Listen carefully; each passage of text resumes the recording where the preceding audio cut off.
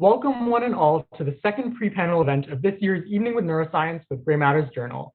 Gray Matters is an undergraduate student organization founded at the University of Washington with a mission of bringing neuroscience to the public in an accessible yet accurate manner.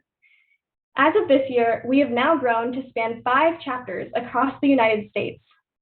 An Evening with Neuroscience is our flagship event, and this year it's being streamed via YouTube Live on 4 consecutive Fridays at 5 p.m. Today is our second event, featuring the UW's very own anatomy professors, Dr. Ric Robinson and Dr. Kate Mulligan, in a human brain anatomy demonstration. We're very grateful to both of them for sharing their expertise with us and wish a bittersweet farewell to Dr. Robinson, who's retiring this year. The purpose of this event is to answer questions from the audience. That's all of you. Please feel free to ask questions in the live chat, and Dr. Robinson and Dr. Mulligan will address them during their presentation. If you fill out our feedback form at the end of the event, we will enter you into a drawing for our raffle prizes: Gray Matters stickers, a Don't Yell at Me mug and straws, and a Rainworks kit. The more questions you ask during the event, the more entries you will get into the raffle. Thank you, and enjoy the second pre-panel event of An Evening with Neuroscience 2021.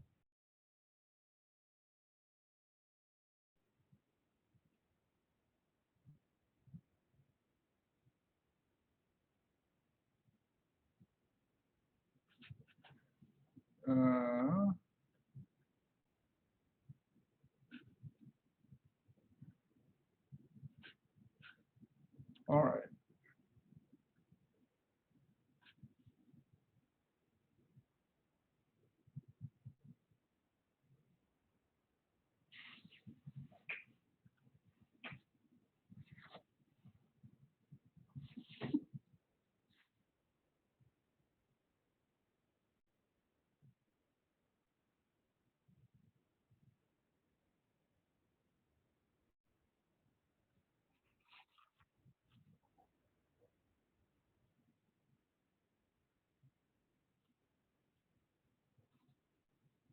Hello, everybody. My name is Ric Robinson. I'm a professor in the Department of Biological Structure at the University of Washington. I teach brain anatomy to undergraduates, and tonight we're going to look at some brain specimens that came to us through the Willed Body program that my department runs, in which people donate their bodies to science. This is Dr. Kate Mulligan. She's going to help with the demo. So I think my plan is to start from the outside and move in. If you have questions at any time, let us know and we'll stop and talk about them. So let's start with, how about the skull? Yeah, how about that? So here, let's see. I want to make sure that this is visible to you, but here's a skull in which, okay, so good. So here's a skull. The top of the skull has been sawed off and the brain's been removed. And inside the skull, we can see 3 on each side.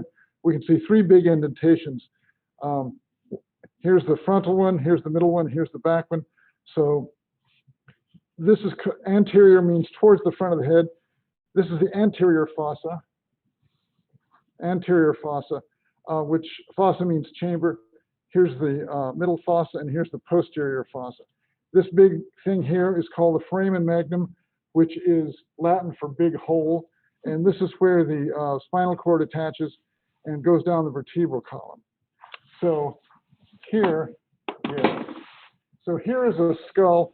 This is one of the most terrific things that's ever happened to me at the University of Washington. When I was a postdoc, I moved into a little office that was basically a broom closet, but underneath the desk was an old style bone box. This was a resource that medical students used to get that had a skull and then samples of other bones throughout the body. And some medical student had just left his bone box there. And I've been using this skull ever since to teach about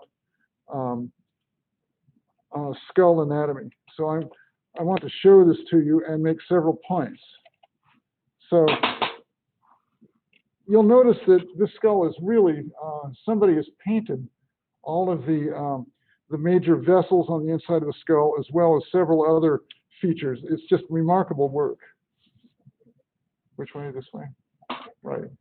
Okay. So there are a couple of points I want to make just about the skull here. You'll notice how the front and the back of the skull are thicker than the sides.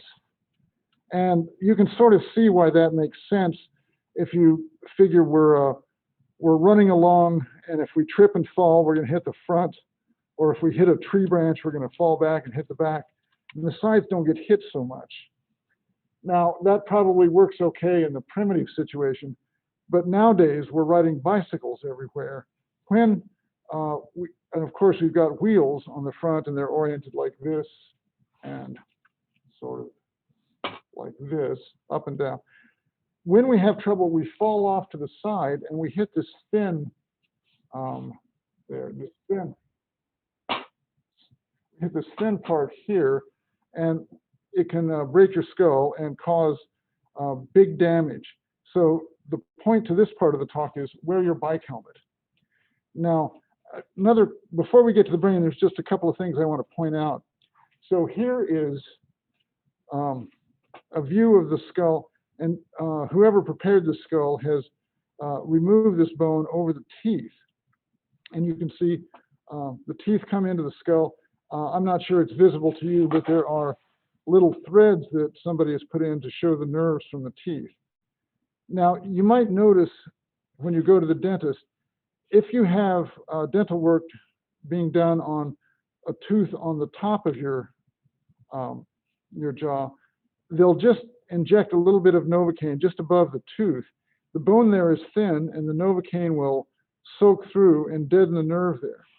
That's not the case if the tooth they're working on is on the bottom, on the jaw, because this bone is very thick, and the Novocaine won't soak through. So what they do is they go into the back of your mouth.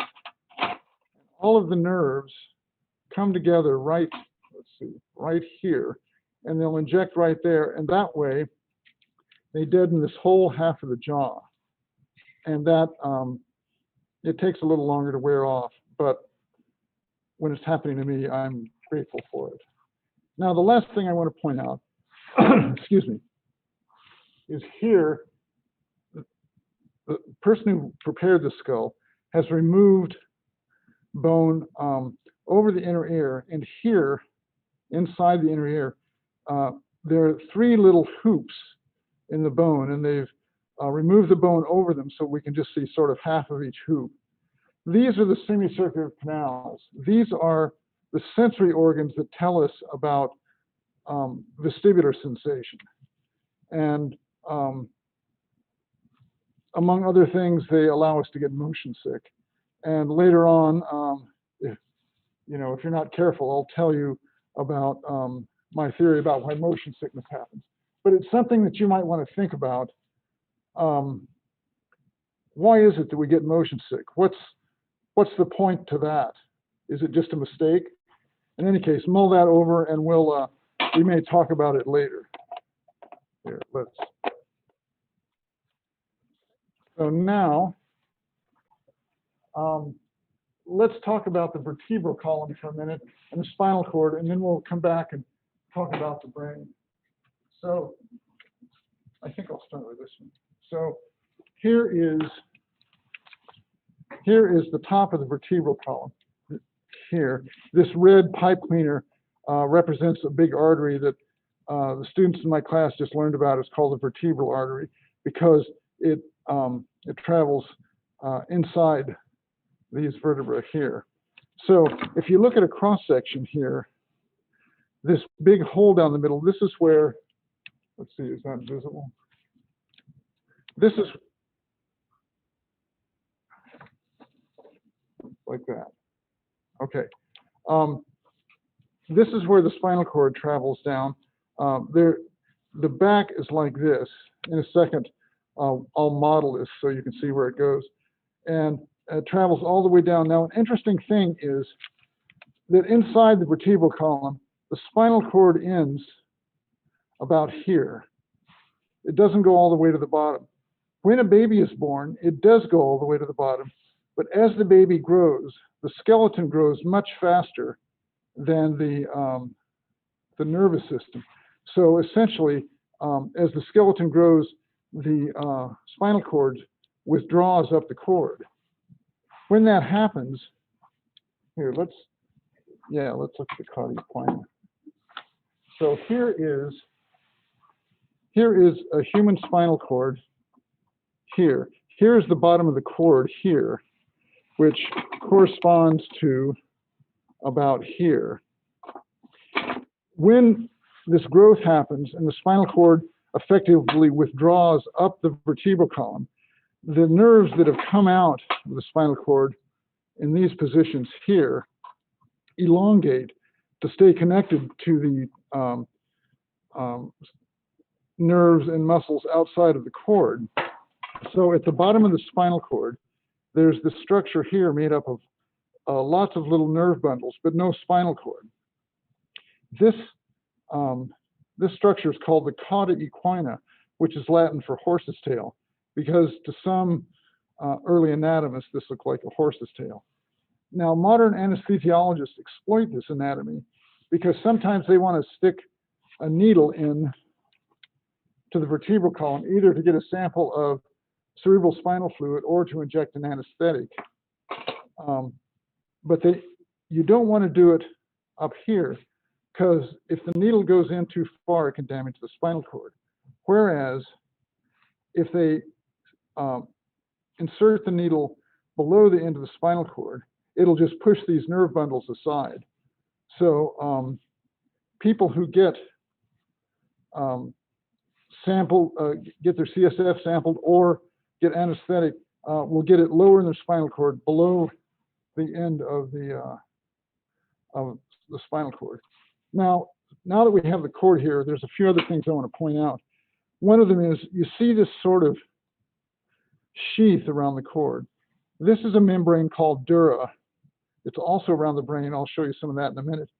It's very flexible, but it's completely inelastic. And it surrounds the cord and protects it. Then as we go up the cord, we can see these little, at each segment, we can see this paired structures coming out from the side. These are, they contain the nerves that connect the spinal cord to the sensory nerves and the muscles outside of the cord. So these are called spinal nerves. The spinal nerves are made up of a sensory root and a motor root. So on the dorsal side, we can see nerves here. Those are sensory nerves coming in to the spinal cord. And on the ventral side, this is the side towards the body, away from the back, we can see, let's see.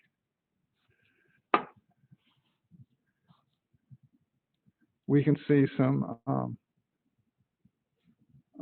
motor nerves coming out. Yeah, there they are. So here, motor nerves are coming out of the cord like that. Oh, yeah, we have one that shows them better here. So here we're on the side of the cord. We're sort of looking at the underside of the cord, and these are motor bundles of motor nerve fibers that are coming out of the cord to go out to control muscles out in the body. Okay, so now an interesting feature of the spinal cord that we, let's do the brachial plexus. I wasn't so. Before we move on, yeah. we had one question from the chat regarding the spinal cord, which is what kind of medical procedures require anesthesia in the spinal cord? Yeah, and I'm not a clinician. I'm not sure I know the answer to that.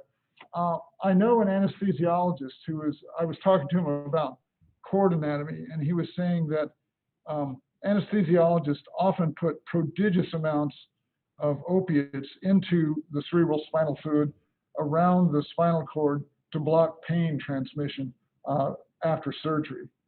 But I don't know which specific, I don't know much about treatment of neurological diseases. Well, I guess you could say that when you think about anesthesia, you often think about the going to sleep anesthesia, where chemicals are injected that affect your brain function and basically turn off your brain or the pain centers in your brain, right? But if you're, for example, an elderly person who has lung and heart problems, who might not be able to sustain that kind of anesthetic, you can, in some cases, put an anesthetic, as Dr. Robinson mentioned, around the spinal cord that just locally stops the transmission of pain into the brain. And that way you're not compromising or potentially compromising the patient's other vital functions, but you're still isolating the pain control from the area that you're interested in working on. So you can do knee surgery, arm surgery, etc., but just by isolating the point of entry of the pain signals into the spinal cord, as opposed to shutting down the whole system with a general anesthetic. Oh, no, that's a good point. And of course, when you're having a baby, an epidural anesthetic is really helpful, and that's where you thread a little catheter up between the bone of the vertebrae that Dr. Robinson showed you and the little nerve rootlets as they're coming out, and you can basically spritz a little bit of pain control medication just around the sensory roots for the part of the body that's generating the pain signals at different times of labor. I didn't know that they. Go ahead. Sorry. Also, we have one other question, which is, do spinal taps and intrathecal injections follow a similar procedure or get into the CSF the same way?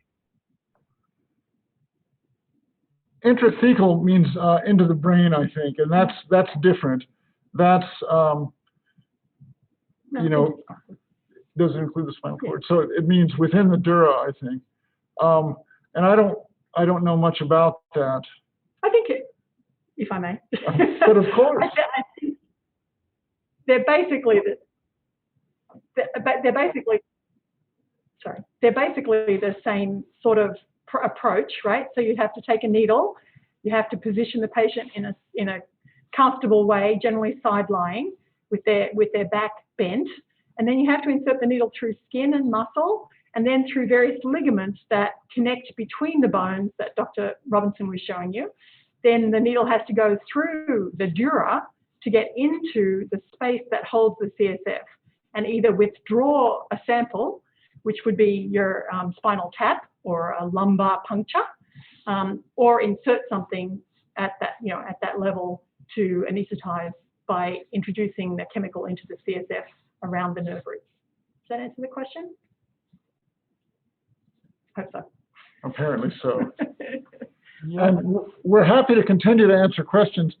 But if there aren't any more right now, I'd like to show you this structure that comes off of the spinal cord of the nerves that control the nerves of the cord that control your arm. It's a very interesting structure.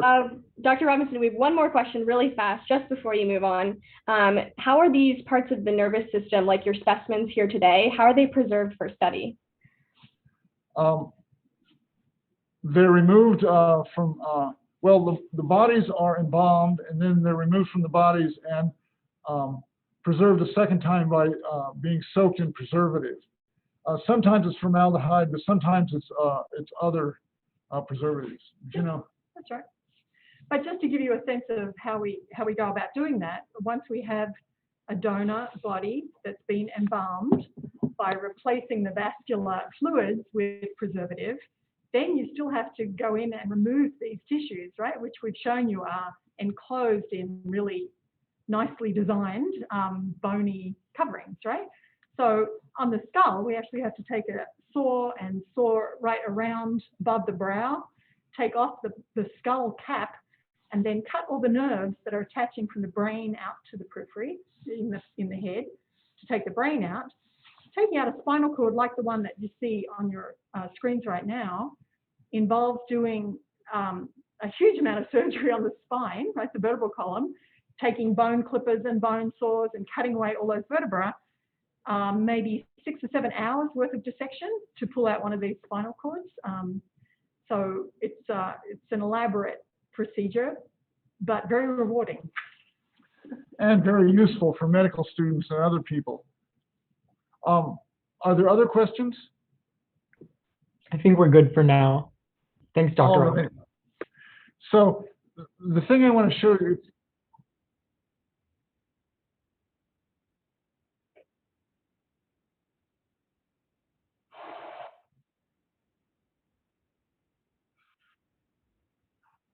All right. Okay. There's a structure outside of the spinal cord called the brachial plexus. And this is not widely, I mean, except for doctors, of course, but people in general don't know about this, and it's a very interesting structure. So here we see, this is a spinal cord. Here, we're looking at the bottom of it now, the part that's facing into the body. And here we can see these big trunks of nerves coming out of the spinal cord, and then they come together, and there's axons or nerve fibers that cross between these things in sort of a complicated pattern. These are the parts of the spinal cord that control the arm. And this brachial plexus is all of these, not only the motor fibers going out to control the muscles of the arm and the hand, but also the sensory information coming back into the cord. And so this is subject to injury in accidents in which the arm is thrown violently back or above the head. For example, motorcycle riders who fall off their bikes and their shoulders hit the pavement when they're going very fast, and the shoulder can be jerked back from the body. The arm isn't removed from the body, but sometimes the nerves in the brachial plexus can be stretched and the nerve fibers broken so that the arm becomes essentially useless. Let's see, should we model this or? Sure. We might need to change the camera back to. Yeah, let's change the camera back to the one looking at our faces, and then right. So here. So here is the spinal cord coming down to Dr. Mulligan. Down, down, down. Like that. So here we have the spinal cord attaching to the brain and then coming down the middle of the back. Here's the brachial plexus. You can see where it would be sort of just below the shoulder. And it's inside. And so you can see if the arm was pulled violently back, these would get stretched. And some of these fibers would get broken. Let's turn around with your back facing the camera. So here's the position of the brachial plexus. Okay, I think, let's see, I think that's everything I want to say about the skull and the spinal cord for now. We can get started with the brain. Let's get a half brain.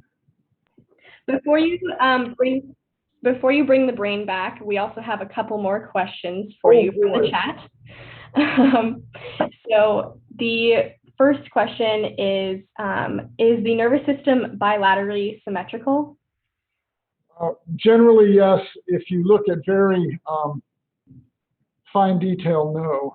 So, for example, language is represented in 95% of people is represented on the left, but not on the right. And there are small differences in the auditory and language processing parts of the cortex like that. Awesome. Right. Okay, we have two more questions, and these are also related to sort of the preservative process. Is there any information that can be deduced from the organs that could be obscured due to the embalming process? And what determines what kind of preservative you use to maintain the sample? there are lots of chemical signals in a brain that would be very useful to be able to get to, telling you about different neurotransmitters in the area, or different neurotransmitter receptors, or ion channels. And all of that information is obscured when you preserve the brain. If you're going to investigate those things, you almost always have to use fresh, unpreserved tissue. But for large anatomical features like the ones we're talking about now, preservation actually helps you see them because it makes the tissue physically firmer and easier to manipulate and turn around. As far as so the second question was, what determines what different preservative you use? It depends. In my world, when I was a researcher, it depended on what sort of what information we wanted from the brain. But for the Will Body program, I don't know what the choices are and how that works. So these specimens all come from the Will Body program, which is a program that our department administers, wherein people can opt to donate their bodies for medical student study post-mortem. Because it's a relatively big operation, we don't do a lot of specialized preserving. We have a standardized protocol that works mostly to optimally preserve the body, because the students are using all of the donor to understand human anatomy writ large, right? So we're looking at hearts, lungs, bladders, stomachs, all the rest of that, muscles. And the sad situation is that the nervous system tissue is a lot more delicate than a lot of the rest of the body tissues. And so generally speaking, you would say that the preservation of the nervous system tissue that we're showing you, the brain, etc., is not optimally preserved, but it's preserved well enough for us to see what we need to see to show the students how to learn about neuroanatomy. So the bottom line is we preserve the bodies with mostly a formaldehyde-based mixture to make the bodies maximally useful for instruction, and it works okay, well enough for us to look at the brains as well. And I guess one sort of maybe final question about this is, how fresh would that mean? Would this body be a day old, less than a week old, before it's preserved? Oh, that's an interesting question. I think in general, the sooner you do it, the better. Part of that is the protocol. So when we get the bodies, we actually make little incisions into the vascular system, flush out the blood, and then replace it with a fixative, right? The longer the time between the time of death and then the introduction of the preservative through the vascular system, the more chance there is for clots to form in the system that are then harder to remove just by flushing. And that then inhibits the distribution of the preservative throughout the body and the brain sometimes. I believe that we can, when we get bodies, if there's no one available, like if we get a body on a Friday night, a donor on a Friday night, we put them in a cooled environment, and then we might get to them sometime the following week, and that generally works okay. But it's such an amazing gift and a generous gift that we do the best that we can to get the preservation running as soon as we can.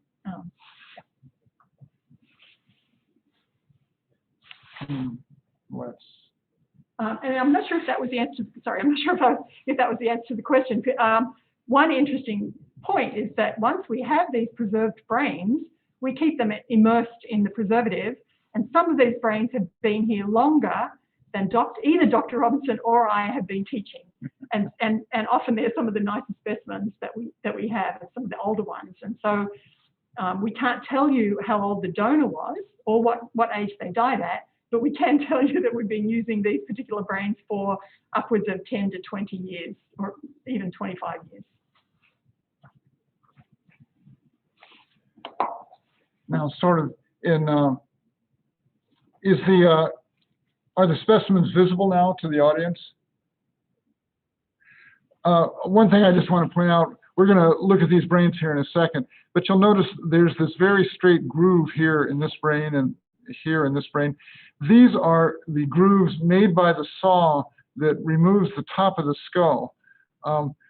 If you're not really meticulous, the saws will make grooves in the brain. If you're a neuro enthusiast and you're removing the brain, you take a lot of pride in not creating these things, but it's a very rare brain that doesn't have them. So here we see two half brains. They're not two halves of the same brain, although one of them's the left side and one of them's the right side. But there are several good things visible here.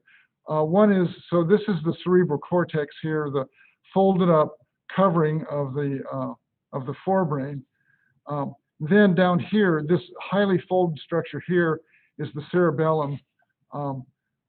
This is a part of the brain. It's the part I studied for a long time. It's very interesting. But one of the sort of hard to appreciate facts about it is that despite the fact that it's smaller than the whole rest of the brain, this structure contains 80% of all the neurons in the whole brain, and which is just, it's astonishing to me that they're very densely packed here. And despite the fact that 80% of a person's brain is here, if you remove the cerebellum, a lot of the functions that we associate with the brain are normal. So thoughts are normal, sensations are normal, emotions are normal, memory is normal. The thing that is most disturbed is movement. People without a cerebellum can't move very well. And people like me, when I was doing research, were trying to figure out what it contributes to movement. Now, if we turn these things over, we can see the medial surface of the brain here, and we see a lot of useful stuff. Here you can see the cerebellum here. Here is the medial surface of the cortex here. Underneath it here, on both sides, this is a huge fiber bundle that connects the left and right sides of the brain. This is called the corpus callosum. It's just immense. But a paradoxical thing is, if you cut this, which happens in people with intractable epilepsy that spreads from one side of the brain to the other, if you cut this huge, the biggest fiber bundle in the brain, and then somebody recovers from surgery, you can't tell that there's anything abnormal about them. You have to test very, very carefully to find little subtle differences in their perceptions to know that the corpus callosum has been cut. Now, a couple of other things to point out here. This structure here, and you can see it on this brain too, this is the brainstem. It's got three parts. This part up, so there's this bulge. The part in front of the bulge, like this, is the midbrain. The part with the bulge is called the pons, and then you can see it better here. And then the part behind the bulge is called the medulla. And the three of them together are called the brainstem. Let's see. Oh, another thing to point out, you'll notice there's this sort of hole here. There are cavities inside the cerebral cortex called ventricles, and they're filled with cerebral spinal fluid. This is the same fluid that doctors remove in a spinal tap to sample it. And there's another ventricle here. If you, let me show you this temporarily. Oops. So here is a very interesting artifact. This black structure is a ventricle.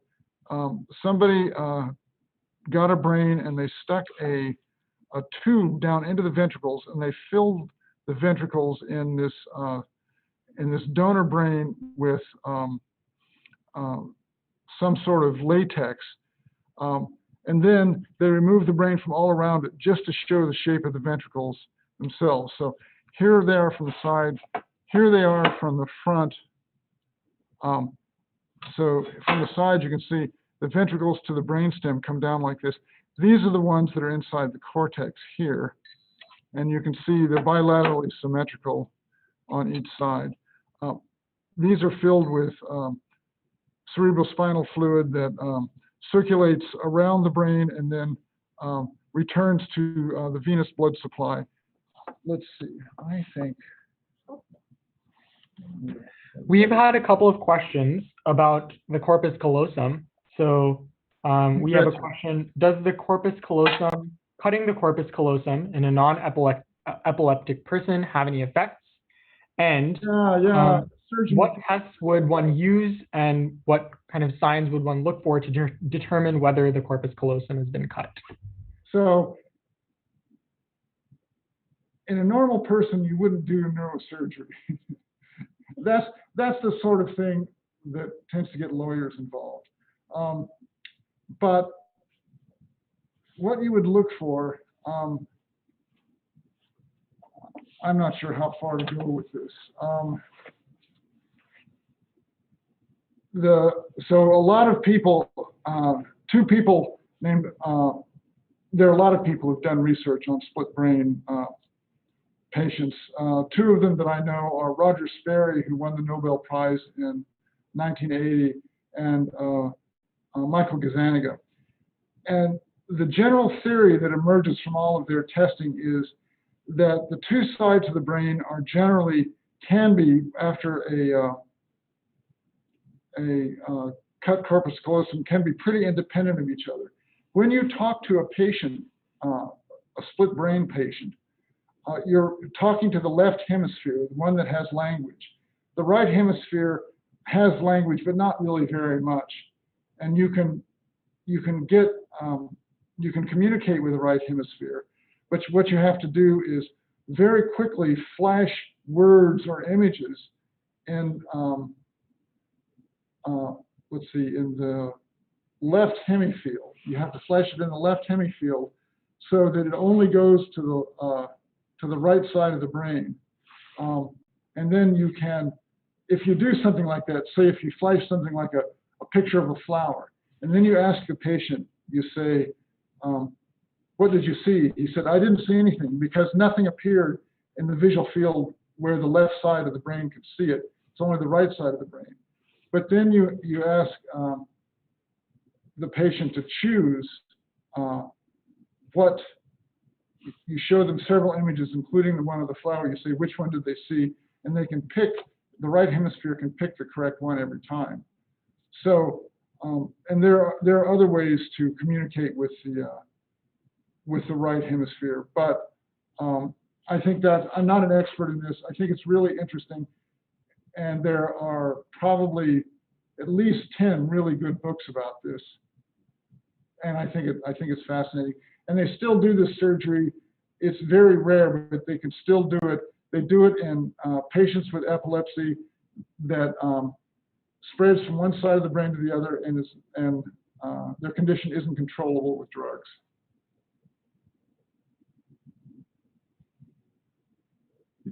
You guys still there? You're all good, Dr. Robinson. Feel free to move on. Okay, are there any other questions? Not for now. Very well. Okay. Yeah, let's look at the underside of the brain. So, yeah. So here we're looking sort of up into the brain from the body, and there are lots of interesting things here. This is the front and this is the back. You can see the two big lobes of the cerebellum here. There are big blood vessels here. So this blood vessel here, there are two of them that come up on either side of the vertebral column, and they come together here. So these are vertebral arteries. They come together to form the basilar artery here. The brain uses lots of oxygen and glucose. So the blood vessels, the arteries carrying oxygenated blood into the brain are very large. And we can see some of them here. Here's the cut end of the internal carotid artery that would be coming up like this. And it's getting ready to form the middle cerebral artery that goes into the brain on either side. We can see these are the optic nerves connected to the eyeballs. This structure here is the optic chiasm, where the nerves cross. the midbrain's down there. This is the bulge of the pons here, and the medulla is underneath the cerebellum here, right here. Well, let's see.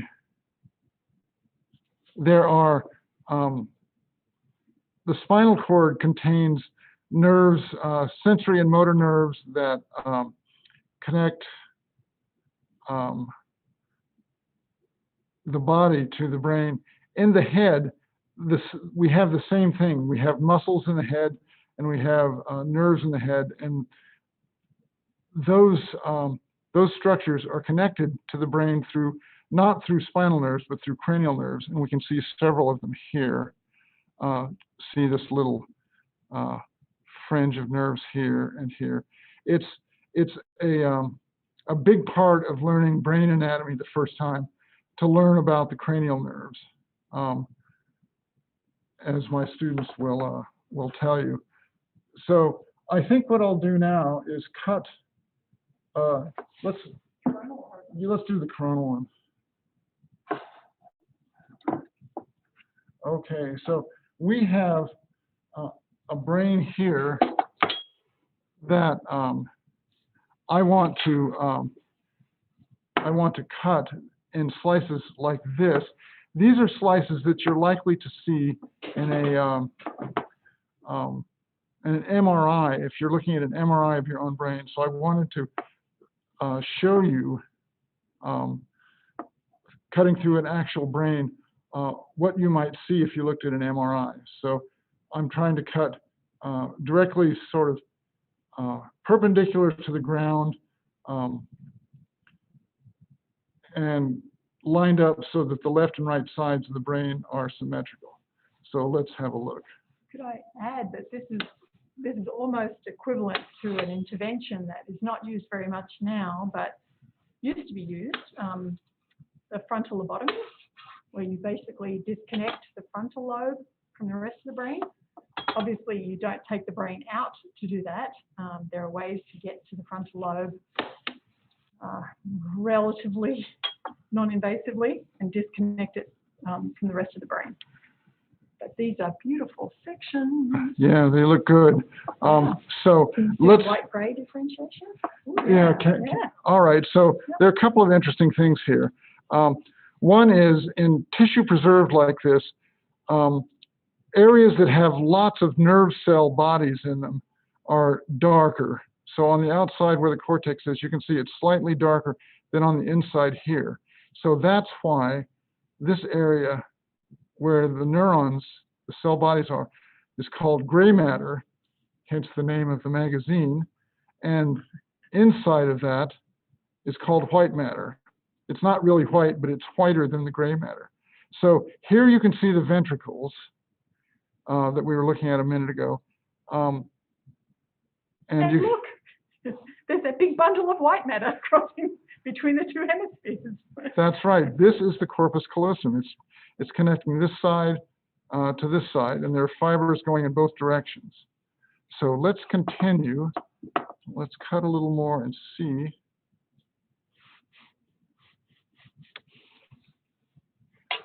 Yes, okay. So, again, we can see the corpus callosum connecting the two sides. We can see elements of parts of the basal ganglia. This is a group of nuclei in the center of the brain under the cortex that are involved in releasing just exactly the right movement for a particular situation, inhibiting all the other possible movements. And they're also implicated in forming habits and in addiction and other behavioral phenomena. Now, there's something I want to point out here. You can see the cortex on the outside here, but you can also see cortex that's folded inside like this. This is called the insula. The insula is a part of the brain, part of the cortex that's buried deep inside the sulcus, and it's been implicated in several functions. The simplest one is sensations that you receive from your from your body, from your gut and inside your body, those end up in the insula. But more recent work has shown that the insula is implicated in all sorts of functions. All right, let's continue. Before you move on, Dr. Robinson, we have two more questions from a little bit earlier. Yeah. The first is, how long does it take for a brain to liquefy if it is not preserved? Liquefy. Huh. I think it depends on the temperature. And I would say if it's warm, I would say 5 days, something like that. What do you think? I would have guessed less, personally. So if you take a brain out that doesn't have any preservative in it, it won't maintain its shape for longer than a second. It starts kind of just drooping, just like a Salvador Dali painting, almost all over the tray. And then, I mean, the brain is mostly myelin, which is a kind of fat, and water. And if you don't do something to help preserve it, it liquefies is a good term for it. It basically falls apart. I can tell you that occasionally we get frozen pig brains for students to work with. And as soon as we defrost them, it's basically like smeared cream on the dissecting tray. So it's like, that's pig brain, which would be very similar. Yeah, that's right. I think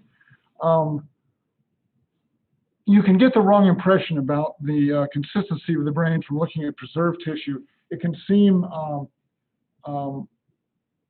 physically sort of firm and tough, but fresh living brain, which you can see in animals when you do experimental surgeries, it's a lot like very soft jello, and you have to treat it extremely gently, or it starts to swell and get sick.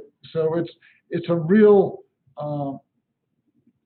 discipline to learn how to behave around brain tissue, and it's one of the reasons that neurosurgery is such a demanding field, because those guys have to work very fast, but they have to be incredibly gentle. It's a real talent that that neurosurgeons exhibit. Are there other questions? Yep. So one question, I guess, kind of to get back on track to white matter is, if white matter doesn't contain as many neurons, what functions does it primarily handle? That is a great question. That's a sophisticated question. Well, the nerve cell bodies that are in the cortex and the other gray matter have long fibers that come off of them called axons. And part of the reason that the brain does its sort of magical function of processing information and providing sensation is that signals can travel from the cell body down the axons. And the white matter is just a big bundle of axons. It's called, it looks whiter because the axons are wrapped in this fat, this myelin. Each individual little fiber has its own little sheath of myelin, and the myelin is made of fat, and the fat looks white. So the white matter is just big bundles of axons traveling into or out of the cortex or other parts of the brain. So maybe we could step back. That question pulled us up a little bit, because depending on your bias, you might be thinking, when you're thinking the term neuron, you might be thinking of a collection of neuron cell bodies, which is grey matter. Or if you happen to be someone who looks at, say, the electrical properties of transmission of nerve signals, you'd be most interested in the axons. But the axons and the cell body and the dendrites are all the neuron. And we sometimes just use neuron as shorthand for the collection of neuron cell bodies that we see in the cortex or clumped together in the basal ganglia, for example. So I apologize if we denigrated some part of the neuron by using it that way. The students in my class, we start by learning the different parts of the neuron, which they sort of already know, but then we relate that to gray matter and white matter.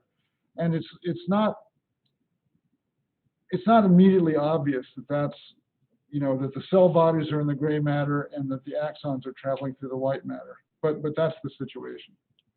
I guess for the people who aren't in your class who are listening, we could point out that, a neuron can't function unless it has its cell body with its nucleus and its DNA making apparatus, and then it needs its axon to communicate with other neurons. And that's the business of the brain and the nervous system, is integrating signals and then communicating them to other signals and eventually out to a muscle so that you can generate some reaction or response to a stimulus, for example. So if you damage the white matter, it's the same effect as if you somehow killed the cell body by maybe cutting off the blood supply. You've disconnected one part of the neuron from another part and basically rendered it unable to function. We have a follow-up question. Would there only be capillaries and arteries near the gray matter? No. Oh, another pretty sophisticated question. Axons need oxygen and glucose as well, and there are arteries that supply them just like arteries supplying the gray matter. And there can be strokes that damage white matter without damaging gray matter. And when that happens, a bunch of axons are cut. They're severed because the lack of blood kills the axons in that area. And it's just like Kate described, that when that happens, messages no longer can travel in that white matter, and it is as if the cell bodies are gone because they're not able to transmit their information anywhere. But research at the University of Washington is looking at ways where if you have the cell bodies intact and integrating the information, you might be able to circumvent the loss of an axon by using some sort of brain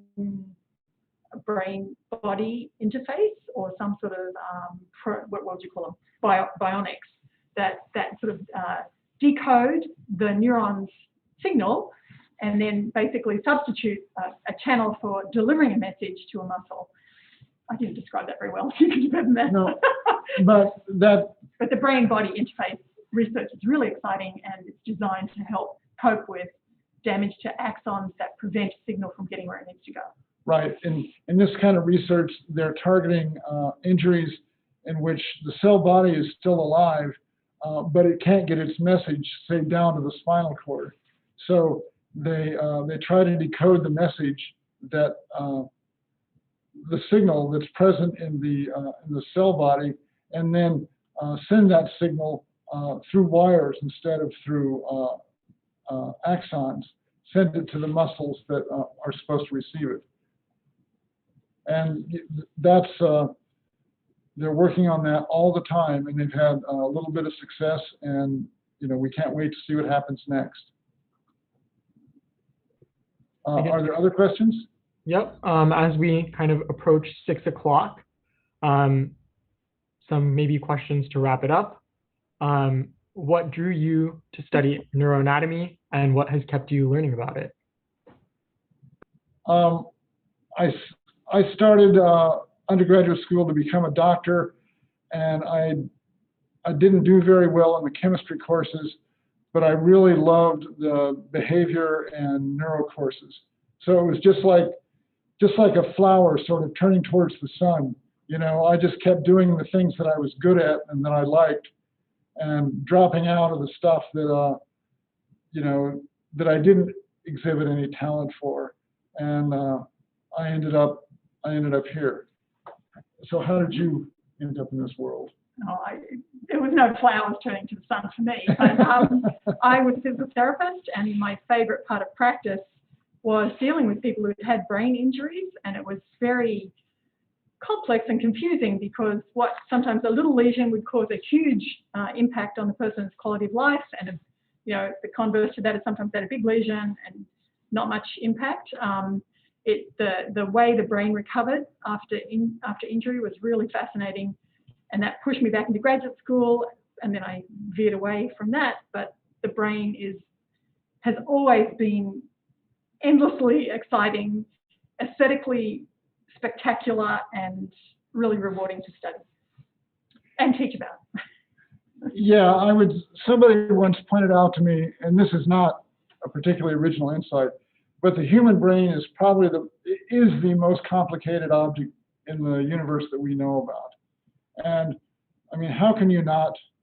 And what it does is it's almost unbelievable. You know, it creates your whole consciousness, your whole world, all the things that all your preferences, all of your inner memories and feelings and reactions, all that stuff is happening in this little 3-pound piece of meat. And so, you know, gosh, magic. Yeah, what better to spend your time figuring out? All right, and I think we have a little bit more time, so back to the technical questions. Would strokes in white matter be more impactful in harming brain function relative to those in the gray matter? Now, the consequence that creates deficits is just disruption of a signal going from a nerve cell body to its terminals. And both of those things can, damaging both white matter and gray matter, can do that. I think it's more, different strokes have caused different severities of deficits, but it's more related to the specific system and how much tissue is damaged, and not to whether it's gray matter or white matter. If I could add something, that what we were talking about pertains to the central nervous system. So when you damage those axons, for the most part, there's no chance of them regrowing out to their next synaptic target.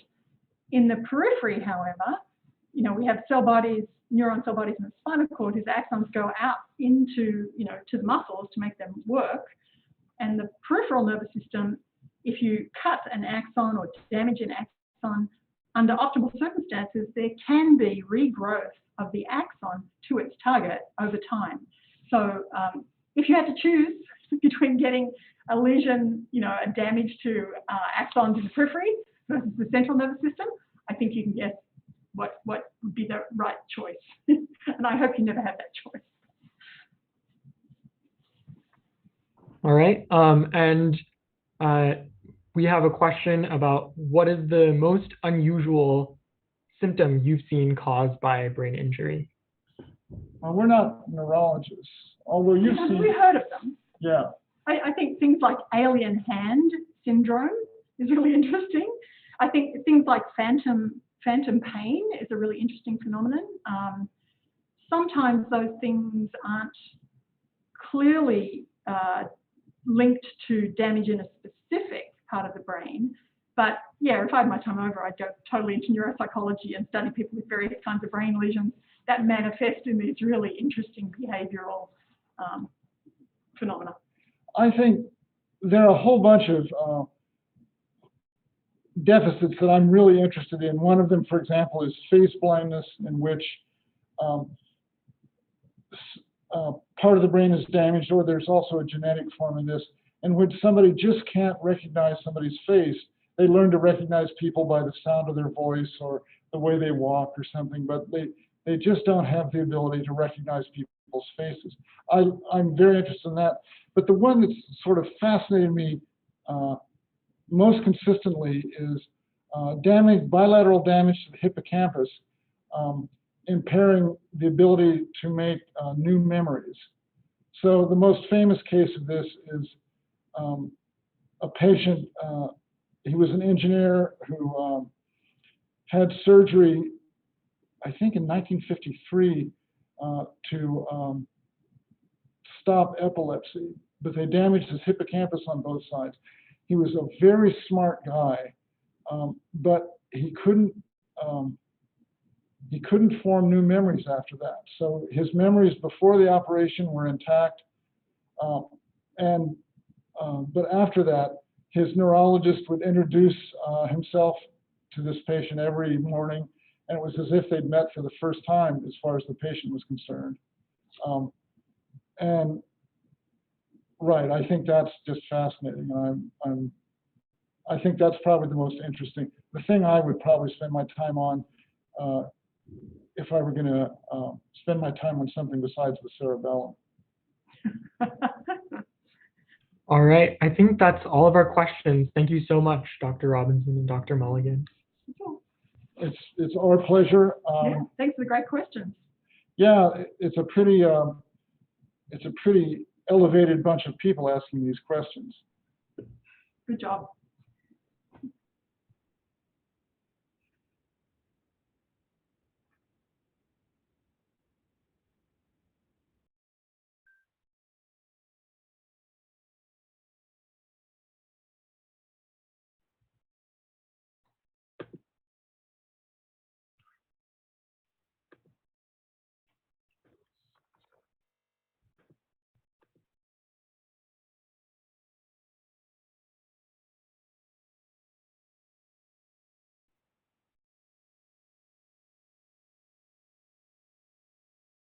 Thank you so much, Dr. Robinson and Dr. Mulligan, for your mind-blowing demonstration. We've been honored to host Dr. Robinson for so many years, and with the tip of a hat, we wish him an enjoyable retirement. Thank you to everyone for your attendance and active participation. It's a joy to put on an event for such an engaged audience. This event is for you, and we want to know how we can do better, so please fill out the feedback survey at tiny.cc/EWN feedback to be entered into the raffle. Get to know gray matters better by filling out the Scavenger Hunt at tiny.cc/EWN hunt. 10 out of 20 questions right wins you a free sticker. We've had a 100% success rate so far. Next week, we'll be featuring an exclusive video by world-renowned neuroscience artist Dr. Greg Dunn. Taking inspiration from traditional Asian art, Dr. Dunn's realistic representations of the brain make use of reflective microetching to give his pieces an unparalleled iridescence. One of his best-known works is Self-Reflected, a larger-than-life vision of the human brain at work. We hope to see you next Friday at 5 p.m. to hear from him. Wishing you all a happy Friday, and see you next week.